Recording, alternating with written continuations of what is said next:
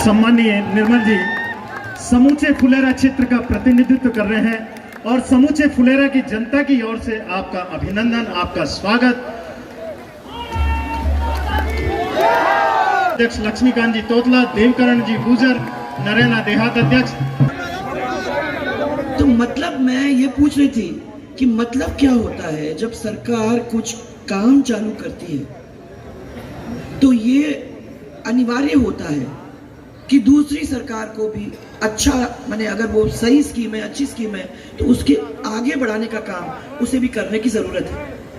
इतना सारा सरकारी पैसा इस्तेमाल करके, जनता का पैसा इस्तेमाल करके अगर हम उसको वैसे ही छोड़ दें तो एक किस्म से पाप है, क्योंकि ये पैसा तो आप ही का पैसा है और इस पैसे को सही तरीके से इस्तेमाल नहीं करेंगे तो ये समझो कि हमने उसे फेंक दिया है। भाई साहब आप इधर आ जाओ। तो क्या होता है कि ये लोग सब चिड़िया जैसे सब इधर से उधर, मैंने कहा कि भैया सब चिड़ियों को बोल दो अभी अंधेरा हो गया, फिर चुप हो जाए, शांति से बैठे खड़े हो जाए। देवयानी कुंड, देवयानी कुंड को ठीक करने के लिए मैंने इनको कहा कि मैं पैसे क्या, जितना पैसे की आपकी जरूरत है मैं वो पैसा आप लोगों को दे दूंगी ताकि देवयानी कुंड का जीर्णोद्धार हो जाए। यह हमारे इतिहास का मामला है, हमारे शास्त्रों का मामला है। उसके अंदर अगर उसको अच्छा बना के और आपकी सिटी को एक नई जिंदगी देने का काम हम कर सकते हैं तो हम चाहेंगे कि वो हो। परंतु निर्मल, मैं समझती हूँ कि हम लोगों को इसके बारे में फिर से सोचने की जरूरत होगी। सरकार अगर कोई इस तरीके से पैसा इन्वेस्ट करना चाहती है या करती है तो अपने को या तो एक कमेटी बनाने की जरूरत है या एक ग्रुप बनाने की जरूरत है, जो सरकार अगर रहे न रहे वो आगे इसको संभालने का और चलाने का काम अपने हाथों में ले सकती है। उसके बारे में अपने को सोचने की जरूरत है। फिर मैं वहां से निकलते हुए आपके शाकांबरी देवी के यहाँ गई थी। पूरा रास्ता देखने को मिला, बहुत अच्छा रिजॉर्ट भी वहां बन गया है। आपका जो बहुत सुंदर माने लेक है, उस तालाब को देख के मजा आ जाता है। और जब मैंने चिड़ियों की तस्वीरें देखी उस समय तो मुझे लगा कि बहुत सारे लोग खाली उन चिड़ियों को सीजन में देखने के लिए यहाँ आना चाहेंगे। और फिर माई का मंदिर इतना सुंदर है कि उसके दर्शन करने के लिए भी लोग दूर दूर से आना चाहेंगे। जहां भी मैंने देखा कि किसी भी मंदिर की जरूरत जीर्णोद्धार की है, ऐसे मंदिर के अंदर जहां लोगों की आस्था है वहां पैसा देना जरूरी हो जाता है। वो मंदिर फिर से ठीक ठाक हो जाता है, जनता का जीव उसके साथ जुड़ा हुआ है, मंदिर बहुत सुंदर हो जाता है, अच्छा जीर्णोद्धार उसका हो जाता है, तो जनता भी फिर से अपने पैर पे खड़ी हो जाती है, आशीर्वाद देवी का उनको मिल जाता है और क्षेत्र के अंदर खुशहाली हो जाती है। हमारे पास एक मैं कहती हूँ राजनीति के अंदर जब लोग आते हैं ना, हम लोग, तो उसके बारे में लोग कहते हैं कि आपको जरा दिमाग से काम लेने की जरूरत होती है।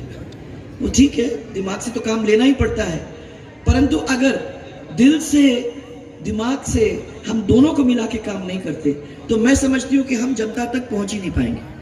आज इतने सारे लोग यहाँ बैठे हुए हैं, अगर दिल और दिमाग नहीं लगता तो शायद ये लोग इतने आते। मैं मानती हूँ कि दिमाग ही दिमाग के लिए इतना नहीं आता है कोई। ये जब प्यार करते हो, जब सब 36 के 36 कौम को साथ लेके बैठते हो, जब सेवा की भावना लेके चलते हो, तो मैं समझती हूँ कि ऐसे समय के अंदर जनता जरूर आपके साथ जुड़ने का काम करेगी। पिछले 8 दिन के अंदर मुझे बहुत सारे क्षेत्रों में जहां इतने दिन तक जाने का मौका नहीं मिला था वहां जाने का मौका मिला और बहुत सारे हमारे प्रत्याशी जो खड़े हुए हैं उनसे मुलाकात करने का मुझे मौका मिला। और मैं आप लोग सबको ये बताना चाहती हूँ कि जहां जहां हमारे लोग खड़े थे, कांग्रेस और हमारे में फर्क ये है कि हमारे ऊर्जावान जो प्रत्याशी हैं वो ऐसे लोग हैं कि जनता की सेवा के लिए भागेंगे, दौड़ेंगे, मजबूती से उनके लिए खड़े होंगे, उनकी आवाज जयपुर तक पहुंचाने का काम करेंगे और सेवा भावना के साथ हाथ जोड़कर सबके सामने खड़े होंगे। उनका हाथ आपके जेब में नहीं जाएगा, ये बहुत बड़ा फर्क है, आपके जेब में नहीं जाएगा। आज आपके सामने खड़ा है, मुझे मालूम है कि एक ऐसा व्यक्ति है जो आपके लिए सब कुछ करने को तैयार है, परंतु अपना ईमान नहीं बेचेगा।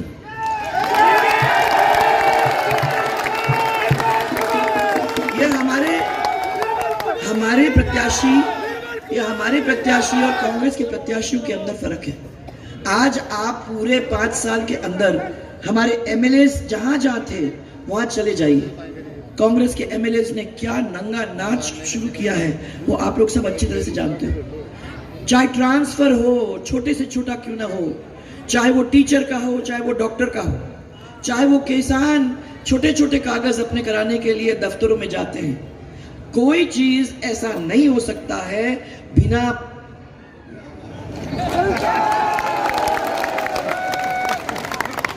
आप मेरे से हाँ में हाँ तो मिला रहे हो, परंतु मुझे कितना दर्द है मैं आपको नहीं बता सकती।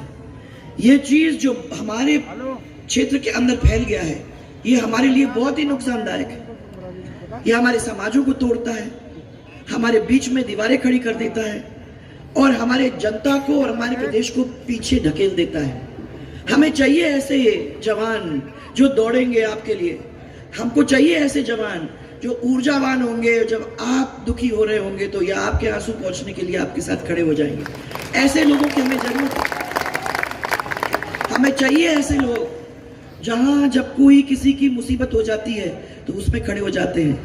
दुख और सुख ऐसे समय के अंदर आपका साथ नहीं छोड़ते हैं। ऐसे लोगों की हमें जरूरत है और मुझे इन 8 दिनों के अंदर बहुत सारे लोगों से मिलने का ऐसा मौका मिला है। अब मैं 2-3 चीज आप लोग सबसे पूछना चाहूंगी।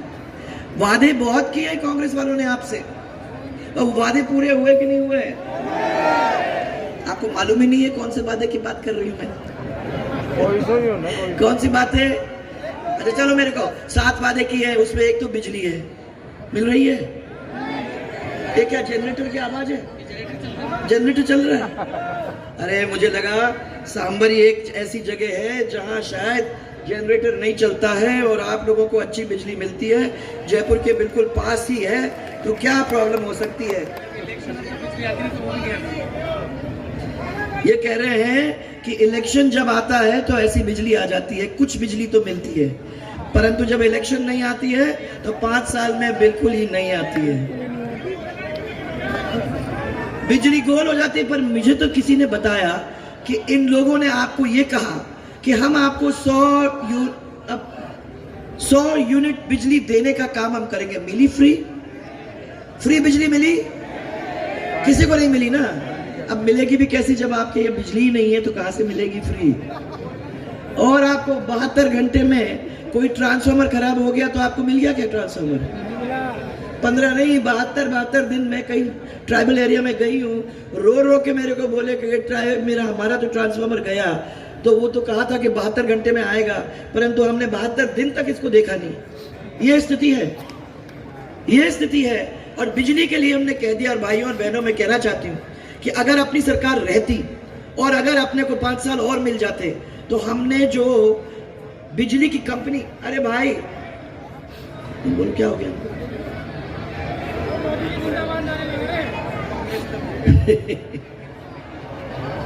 मैं खाली आपको कहना चाह रही हूं।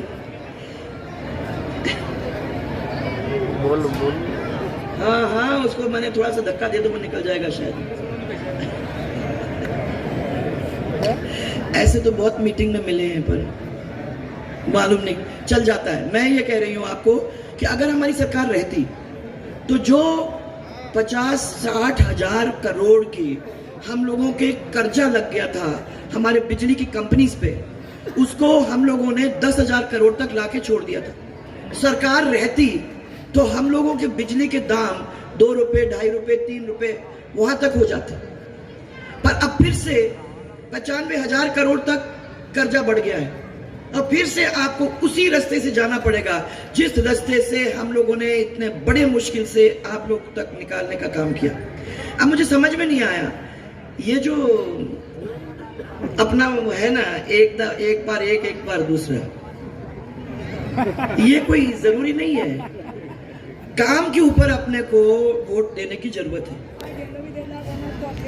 5 साल इसके, 5 साल उसके नहीं होते।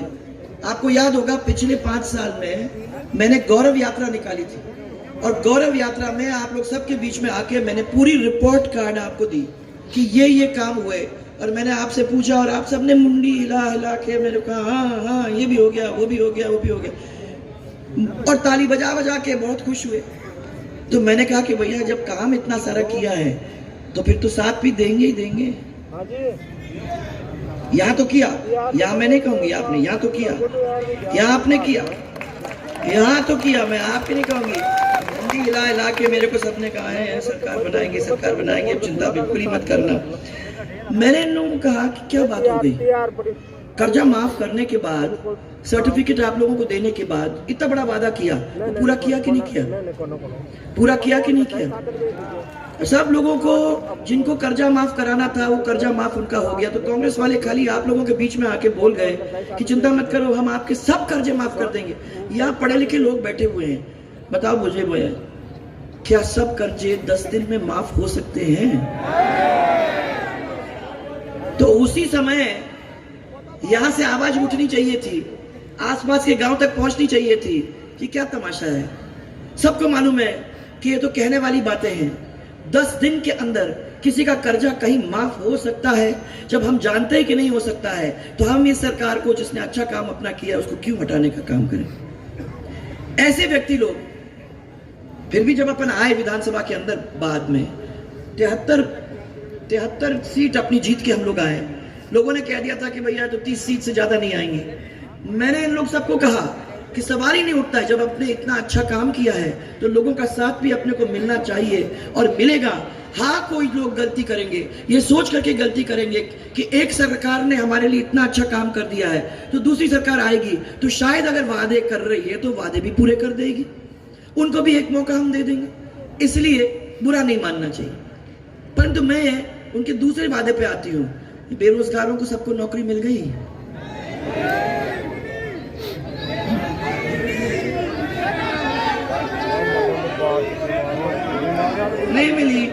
नहीं मिली होगी, मुझे मालूम है। अरे इतने सारे पेपर लीक हो गए, एक बार नहीं, 2 बार नहीं, 3 बार नहीं, 19 बार। अपना रिकॉर्ड तोड़ है पेपर लीकों का, रिकॉर्ड तोड़। और मैं कह रही हूं कि इतने बेरोजगारों के पेट पर लात मारने का काम किया है कि उनकी सबकी बद्दुआ इस सरकार को खा जाएगी, छोड़ नहीं सकती। 70 लाख बच्चे पढ़ पढ़ के, उनकी माताएं, उनके परिवार वाले कितने दुखी हुए होंगे। पढ़ पढ़ के उनने जाके अपना परीक्षा दिया और बार बार ये पेपर लीक होने की वजह से किसी को नौकरी नहीं मिली। सरकार के अंदर इतनी सारी नौकरियां खाली पड़ी हुई हैं, यहाँ इतने सारे बेरोजगार बैठे हुए हैं, परंतु हम नौकरी नहीं भर पाए और हम इन बच्चों को जो वादा किया था उसको पूरा नहीं कर पाए। मैं समझती हूँ अपने आप में कितनी गंदी बात है। इसी तरीके से पीने के पानी का काम आप लोगों ने देखा होगा, जल जीवन मिशन, राइट, इसके बारे में बहुत लोगों ने बात की है। और वहां 40,000 करोड़ रुपया हमारे प्रधानमंत्री जी ने पूरे देश के अलग अलग स्टेट्स के अंदर भेजने का काम किया है। यहां भी पैसा आया, दूसरे लोगों ने तो अपना अपना काम कर कर आके घर घर पानी पहुंचाने का काम कर दिया। यहां हम लोगों ने जो बड़ी मुश्किल से हर पंचायत हेडक्वार्टर के ऊपर ग्रामीण गौरव पथ बनाए थे, उन ग्रामीण गौरव पथ का सत्यानाश करके, तोड़ ताड़ करके सब जगह के अंदर उन पाइपों को घुसाने का काम कर दिया। और सबके घर के सामने एक नीली सी पाइप निकल के, आपने देखा होगा, एक नीली सी पाइप निकल के वहां, और इनसे पूछो कि ये क्या है, ना इसका नलका है ना कुछ है, वैसे निकली हुई है। यही है, पानी आ गया, पानी आ गया। अरे भाई पानी आ गया, आपका वो एक पाइप निकला हुआ है, पानी तो कभी एक बूंद नहीं आया, बूंद नहीं आया। और ये आपके यहाँ नहीं है, जगह जगह चले जाओ राजस्थान में, वहां आपको वो नीली पाइप दिखेगी। अब उसके लिए टंकी बनाने के लिए अलग पैसा भी आया, बड़ी बड़ी टंकियां बननी थी, इसके ऊपर सबने पैसे बचाए, पैसे खाए। और इन्होंने क्या किया कि एक एक टंकी के अंदर, जो पुरानी टंकी थी उसके अंदर पाइप घुसेड़ने का काम कर दिया। पहले उस टंकी में से 100 आदमियों को, बेचारों को पानी मिल रहा था, अब उसके अंदर वो दूसरी पाइप घुसेड़ने के बाद वो बेचारे 100 को भी पानी नहीं मिल रहा है। इतना तो जल जीवन मिशन का सत्यानाश करने का काम इन लोगों ने किया। तो ना पानी मिल रहा है, ना सिंचाई की है, ना आप लोगों की बिजली का इंतजाम है, ना आपके स्कूल्स, ना आपके टीचर्स। स्कूल्स है तो टीचर नहीं, डॉक्टर है तो हॉस्पिटल है तो डॉक्टर नहीं। आपको याद होगा हर पंचायत हेडक्वार्टर के ऊपर हम लोगों ने एक भव्य स्कूल बनाया था, जिस स्कूल के अंदर 0 से लेकर 12 तक हम लोगों ने पढ़ाई का इंतजाम किया। प्राचार्य भी था, टीचर भी था, कंप्यूटर का भी था, कोशिश की थी कि खेल का मैदान भी था। ये सब हर जगह पे जहां जहां पंचायत हेडक्वार्टर थे वहां हमने किया। जो शिक्षा की स्थिति थी राजस्थान के अंदर वो बिल्कुल जमीन के ऊपर थी। इतनी खराब स्थिति थी राजस्थान के अंदर कि कोई भी अपने बच्चों को यहाँ नहीं भेजना चाहता था। परंतु जब सरकार हमारी गई तो मुझे गर्व है आपको ये बताते हुए कि हमारा प्रदेश दूसरे नंबर पर पूरे देश के अंदर शिक्षा के अंदर आ गया था। अब अगर सरकार रहती तो शायद ये शिक्षा की स्थिति एक नंबर पे आ जाती और हमारे बच्चों की पढ़ाई लिखाई और टीचर्स की भर्तियां और टीचर्स का वहां रहना वो एक दफा के लिए अनिवार्य हो जाता। परंतु प्रॉब्लम क्या है, आज डेप्यूटेशंस के ऊपर डेप्यूटेशंस। अगर मेरी इनके साथ अच्छी है तो मैं अपना डेप्यूटेशन करा लेती हूँ। स्कूल खाली पड़े रहते हैं और डेप्यूटेशंस के मारे नाक में दम हो गया। इसी तरीके से डॉक्टर्स के साथ डेप्यूटेशंस। तो जो कहते हैं कि जो इलाका दूर दराज का इलाका है उसके अंदर तो कोई है ही नहीं किसी की मदद करने के लिए। अब ये हम लोगों ने अपने टाइम में देखा था कि ऐसा कुछ नहीं होगा। जगह जगह के ऊपर आपको टीचर भी मिलता था, आपको डॉक्टर भी मिलता था। ये सब माताओं बहनों के लिए हमने कार्ड दिया। आपको याद होगा भामाशाह का कार्ड, ये मैंने माताएं बहनों के लिए स्पेशली बनाया था क्योंकि मैंने कहा जो महिला है उसको सम्मान मिलना चाहिए और उस सम्मान का उसके कार्ड के ऊपर उसकी शक्ल और उस कार्ड के ऊपर सब जो सरकारी पैसा आता है वो आपके उसमें चला जाएगा। और उसके साथ भामाशाह स्वास्थ्य बीमा योजना को जोड़ने का काम हमने किया जिसमें 30,000 से लेकर 3 लाख तक कोई भी बीमारी आप कार्ड लेकर चले जाओ तो आपके वो बिना पैसे के कंप्लीट हो जाती थी अस्पताल में। और मुझे याद है कि SMS हॉस्पिटल के अंदर मैं किसी बीमार को देखने एक दफा गई थी तो किसी ने मेरे पीठ को हिलाने का काम किया। मुड़ के देखा तो एक महिला थी, रो रही थी। क्या हुआ? तो उसने कहा कि मैम मैं आपको डिस्टर्ब नहीं करना चाहती पर आपको बताना चाहती हूँ कि मेरे पास आपका कार्ड है और कल रात को मेरे हस्बैंड को बहुत बड़ा बुरा हार्ट अटैक हुआ। मैं बिल्कुल पागल हो गई क्योंकि मुझे समझ में नहीं आया, अकेली थी घर में कि मैं क्या करूँ। मैंने अस्पताल को फ़ोन किया तो अस्पताल ने कहा और मैंने कहा उनको कि मेरे घर में पैसे नहीं है। उन्होंने कहा कार्ड है क्या? तो उन्होंने कहा कार्ड है। तो उन्होंने कहा अपने हस्बैंड को और वो कार्ड को लेके अस्पताल की इमरजेंसी में तुरंत चले आओ। और उन्होंने कहा कि रात को उसका ऑपरेशन हो गया, उसका ऑपरेशन हो गया और आज वो ठीक बने, उसकी कंडीशन अब ठीक हो गई है, वो ठीक रिकवर कर जाएगा। और मैं आपको खाली धन्यवाद देने के लिए आई। क्यों हुआ ये? क्योंकि हमारे सरकारी अस्पताल भी थे, हमारे प्राइवेट अस्पताल भी, उसके अंदर हम पे विश्वास करते थे, सरकार पे विश्वास करते थे। इस सरकार के अंदर सरकारी अस्पताल तो आपने जोर जबरदस्ती के साथ जोड़ तो दिया है परंतु प्राइवेट हॉस्पिटल ने कह दिया कि हम बिल्कुल ही नहीं इसके अंदर जुड़ेंगे क्योंकि हमें विश्वास नहीं है इस सरकार के ऊपर, हमारा पैसा हमको वापस मिलेगा कि नहीं मिलेगा हमको कोई विश्वास नहीं है, इसलिए हम नहीं जुड़ेंगे। पर इन्होंने क्या किया? इन्होंने आपको दिखाने की कोशिश की कि हमने आपके लिए इतना अच्छा काम किया है। तो 3 लाख तो क्या है, उन्होंने कहा आपको 5 लाख हम देंगे। इसको फिर बढ़ा के कहा कि हम 10 लाख तक, फिर कहा कि 25 लाख तक, और फिर जब चुनाव का टाइम आ गया तो बोल दिया 50 लाख तक। अब आप सब जानते हो कौन एक आदमी का 50 लाख की जरूरत होती है, आप बता दो मुझे। औसतन अगर आप उसको गिनती करके देखोगे तो आपको मालूम पड़ेगा कि एक एक व्यक्ति के ऊपर 12,000 से 20,000 और वो भी 500 600 1000 से ज्यादा नहीं होगा वो इसका सरकार ने किया है।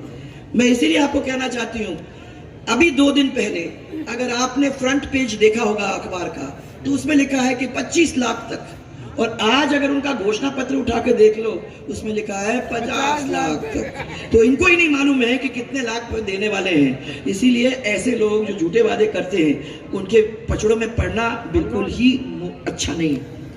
ये तो उसके साथ हुआ है। और माताएं बहनें मुझे ये बताओ, उन्होंने वादा किया कि हमारी माताएं बहनें हमारे राजस्थान प्रदेश के अंदर सुरक्षित रहेंगी। सबसे ज्यादा अगर मुसीबत है तो हमारी महिलाओं के ऊपर है। रोज रोज उनके साथ अत्याचार हो रहे हैं, बलात्कार हो रहे हैं, दलितों के साथ अत्याचार हो रहे हैं, कोई नहीं छोड़ रहा है इन लोगों को। राजस्थान का नाम आज कलंकित हो गया है इसके बारे में, और मैं समझती हूँ कि हमको शर्म आनी चाहिए क्योंकि राजस्थान एक वो जगह है जहां हमारी महिला की इज्जत, उसका मान सम्मान के लिए आदमी मर जाता था परंतु उसके लिए छोड़ता नहीं था। आज ये स्थिति है कि हमको हमारा सिर शर्म से झुकाना पड़ता है। हमारी बच्ची अगर स्कूल चली जाती है तो डर लगता है कि कहीं वापस घर आएगी कि नहीं और कब आएगी, डर लगता है कि नहीं लगता है? आज ये स्थिति हम लोगों को देखने को मिल रही है। कहीं भी इंडस्ट्री नहीं है, कहाँ जाएंगे अपन? इंडस्ट्री तो वहां आ सकती है जहां लोग पढ़ेंगे लिखेंगे, जहां बिजली आती है, जहां पानी की कमी नहीं है, जहां रोड बने हुए हैं। जब अभी ये निर्मल कह रहे हैं कि अच्छा है आप वापस जा रहे हो बाय रोड, आपको दिखाई देगा कि रोड की क्या स्थिति है। तो देखो खुश हो रहे हैं, इसी में सब खुश हो रहे हैं कि भैया रोड पे से वापस जाना ही पड़ेगा, अच्छा हो गया, अंधेरा हो गया, धक्के खाते हुए घर वापस जाएगी तो उसको समझ में आएगी कि भाई हम लोगों के रोड की क्या स्थिति है। मजे आ रहे, सबको मजे आ रहे। तो ठीक है, वो तो देखने को मैं तैयार हूं, परंतु मैं आप लोगों को इतना ही कहना चाहती हूं कि ये सब चीजों को हम लोगों ने ठीक करने की अपने समय में कोशिश की थी। और फिर पानी के उसमें मैंने ये ईस्टर्न राजस्थान कनाल का एक कार्य हाथ में लिया था। इस कार्य ये क्यों लिया? क्योंकि मैंने देखा कि जो नदी के किनारे की जो डिस्ट्रिक्ट्स हैं और उसके आगे के जो डिस्ट्रिक्ट्स हैं उनमें पानी की बहुत किल्लत अभी भी हो रही है। जैसे अजमेर के अंदर अगर आप देखो तो आज भी 2 दिन में एक दफा पानी मिलता है। और यहाँ भी ना आ रही हूँ, वहां से आप यहाँ तक पहुंचोगे तो ये पानी जो बीसलपुर का यहाँ आना था जयपुर के अंदर और आसपास, वो क्योंकि नहीं, और अजमेर वालों ने बीच में ही रोक दिया है। उन्होंने कहा ये कहाँ से पानी जाएगा, जब हम पी नहीं सकते तो जयपुर कहाँ जाएगा। इसलिए हमने कहा था कि ERC अगर हम बना लेते हैं तो पीने का पानी, सिंचाई का पानी, इंडस्ट्री का पानी, ये 3 पानी अगर हम लोगों को मिल जाते हैं तो कहीं कहीं कहीं कहीं लोगों को इसकी से राहत मिल जाएगी। परंतु जैसे हमेशा करते हैं कांग्रेस वालों ने उसको भी राजनीति के अंदर फंसाने का काम कर दिया है, तो आज वो भी राजनीति में फंसा हुआ है। फिर मैं आपको कह सकती हूँ कि बीजेपी की सरकार आएगी और जब भारतीय जनता पार्टी की सरकार आएगी तो इसको निकाल करके जहां तक पानी पहुंचाने का काम है उसको पहुंचाने का काम करेगी। थोड़ा इसके बारे में आपको बताऊं, हमारा मन था कि जब इसका पानी, चंबल का पानी हम लोग उठा के बीसलपुर के बांध में डालते हैं तो बीसलपुर के बांध में जो सूख जाता है समय में, तो वो पानी अपना अजमेर तक आ जाएगा, तो अजमेर के अंदर पानी पीने का हो जाएगा। और फिर क्योंकि आगे आएगा, किल्लत नहीं होगी, तो जयपुर और जयपुर के आसपास भी ये पीने का पानी आप लोग सबको मिल जाएगा। इसलिए बहुत जरूरत है कि टाइम खराब न करके, हमने ये सोचा था कि 5 साल है, इस 5 साल के अंदर उन्होंने बहुत कुछ कवर कर लिया होगा, परंतु उन्होंने कवर के बारे में तो सोचा ही नहीं, राजनीति के अंदर और फंसाने का काम कर दिया। तो ये चीज जब तक उस राजनीति में से नहीं निकलेगी तब तक हम इसको आगे बढ़ा नहीं पाएंगे। फिर अभी आप लोग चिल्ला रहे हो हमारे साथ अन्याय हो गया, हमारे साथ अन्याय हो गया। तो मुझे मालूम है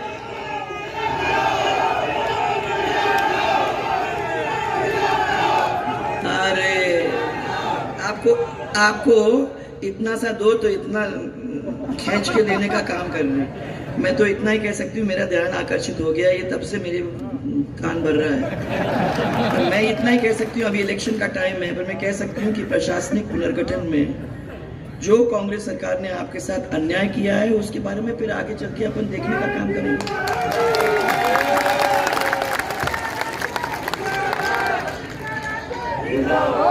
पिछले नवंबर के महीने में आपकी बड़ी संख्या में चिड़िया मरी। जिस चीज के लिए लोग दूर दूर से आते हैं वो टूरिज्म ही आपका खत्म होने की तैयारी में आ गया, हजारों की संख्या में।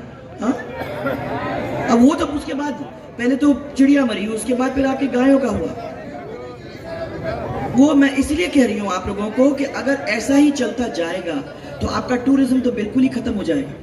इसलिए ये सरकार को अपने तंत्रों से पता करने की कोशिश करनी थी कि क्या कारण था जिसकी वजह से ये हुआ।